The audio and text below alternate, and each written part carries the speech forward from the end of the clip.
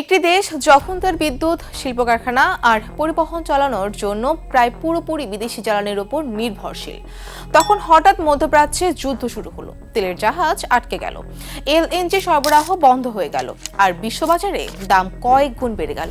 ঠিক এমন এক বাস্তবতার মুখোমুখি হয়েছে বাংলাদেশ। এই সংকটের মধ্যেই বাংলাদেশ ও যুক্তরাষ্ট্রের মধ্যে নতুন একটি জ্বালানি সমঝোতা স্মারক বা MOU স্বাক্ষর হয়েছে, যা নিয়ে দেশে এখন নানা আলোচনা চলছে। কারণ কয়েক মাস আগে বাংলাদেশ যুক্তরাষ্ট্র থেকে আগামী 15 বছরে $15 বিলিয়ন জ্বালানি কেনার বিষয়ে সম্মত হয়েছিল। তাহলে প্রশ্ন হচ্ছে, এবার নতুন করে এই সমঝোতার প্রয়োজন কেন? এটিকে বাংলাদেশের জ্বালানি নিরাপত্তার জন্য কৌশলগত পদক্ষেপ, নাকি যুক্তরাষ্ট্রের প্রভাব আরও বাড়ানোর একটি অংশ? এই সমঝোতার পেছনের কারণ কি? এতে বাংলাদেশের লাভ ক্ষতি কোথায়? এবং ভবিষ্যতে দেশের জ্বালানি খাতে এর প্রভাব কি হতে পারে, তা নিয়ে আলোচনা করব আজ। সম্প্রতি ওয়াশিংটনে বাংলাদেশের পররাষ্ট্রমন্ত্রী খলিলুর রহমান এবং যুক্তরাষ্ট্রের জ্বালানি মন্ত্রী ক্রিস রাইট এর মধ্যে এই সমঝোতা স্মারক স্বাক্ষরিত হয়। বাংলাদেশ দূতাবাসের তথ্য অনুযায়ী এই চুক্তির মূল লক্ষ্য হল জ্বালানির উৎস বৈচিত্র্যপূর্ণ করা, দীর্ঘমেয়াদী জ্বালানি নিরাপত্তা নিশ্চিত করা এবং দুই দেশের মধ্যে জ্বালানি সহযোগিতা বাড়ানো। এই সমঝোতার আওতায় এলএনজি, এলপিজি, তেল, ভূতাপীয় শক্তি ও জৈব শক্তি খাতে সহযোগিতা বাড়বে।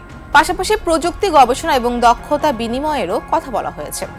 বাংলাদেশের বিদ্যুৎ, জ্বালানি ও খনিজ সম্পদ প্রতিমন্ত্রী অনিন্দ্য ইসলাম অমিত বলেছেন, দেশের স্বার্থে জ্বালানি নিরাপত্তা নিশ্চিত করাই এই সমঝোতার প্রধান উদ্দেশ্য।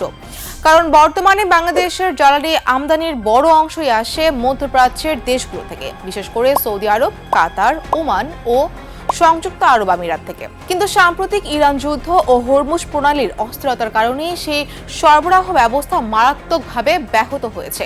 ফলে বাংলাদেশকে বেশি দামে স্পট মার্কেট থেকে এলএনজি কিনতে হয়েছে। এমন পরিস্থিতিতে বিকল্প উৎস হিসেবে যুক্তরাষ্ট্রকে গুরুত্ব দিচ্ছে সরকার। বর্তমানে দেশের মোট গ্যাস উৎপাদনের প্রায় 40% পরিচালনা করে মার্কিন কোম্পানি শেভর।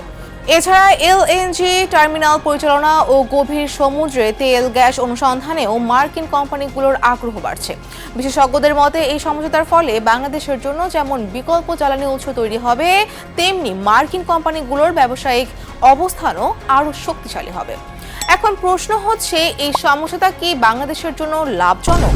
এর ইতিবাচক দিক হলো, মধ্যপ্রাচ্যের ওপর নির্ভরতা কমবে, সংকটকালে বিকল্প উৎস পাওয়া যাবে এবং দীর্ঘমেয়াদে জ্বালানি নিরাপত্তা বাড়তে পারে। তবে নেতিবাচক শঙ্কাও রয়েছে।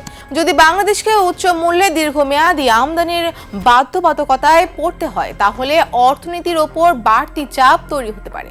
বাংলাদেশ যুক্তরাষ্ট্র জ্বালানি সমঝোতা শুধু একটি সাধারণ চুক্তি নয়, এটি ভবিষ্যতের জ্বালানি কূটনীতি ও অর্থনৈতিক নিরাপত্তার সঙ্গে সরাসরি জড়িত। একদিকে এটি বাংলাদেশের জন্য নতুন সম্ভাবনার দরজা খুলতে পারে, অন্যদিকে সঠিক পরিকল্পনা ও স্বচ্ছতা না থাকলে এটি নতুন নির্ভরতার কারণও হতে পারে।